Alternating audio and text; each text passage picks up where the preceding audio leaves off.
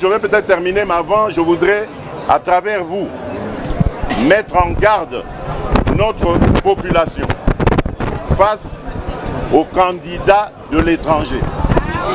J'ai parlé de notre envie, notre ambition de devenir indépendant sur le plan économique. Ça ne plaît pas aux étrangers. Et donc, ces étrangers vont fabriquer des candidats. Exactement. Ces candidats vont venir vous parler, Congolaises et Congolais. Faites très attention. Mais ne craignez rien. Parce que vous êtes les plus forts. Le peuple a toujours raison. Et donc, ces candidats, vous les reconnaîtrez à leur langage. Ils vont vous amener des concepts venus d'ailleurs. On a entendu déjà parler des notions du genre. Au Congo, nous n'avons pas de problème d'orientation sexuelle. Vous reconnaîtrez ces gens-là lorsque leurs parrains vont leur donner un mot d'ordre pour se réunir, se mettre ensemble pour devenir plus forts. Mais ils vont se tromper, ils ne seront pas plus forts parce que c'est notre peuple qui est le plus fort.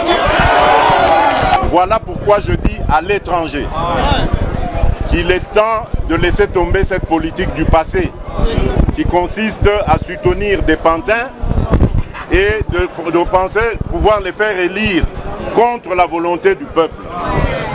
Vous devez rester vigilant jusqu'au bout. Ce sont des déclarations malheureuses, populistes, qui n'aident pas en fait à la construction d'une nation où les gens vivent en cohésion et je trouve que c'est triste. Moi, je suis au Congo depuis 40 ans que je suis avec la population congolaise. J'ai construit des écoles en fabriquant des briques avec cette population. J'ai été chercher de l'eau à la rivière pour faire des pavements, des centres de santé avec cette population. On a été avec cette population dans toutes les difficultés. On a cultivé avec eux. Je les ai appris comment elles peuvent élever des poules, des chèvres pour subvenir à leurs besoins en santé. J'ai fait ça pendant 40 ans avec la population congolaise en République démocratique du Congo. J'ai toujours travaillé avec mes mains, avec ma tête en République démocratique du Congo.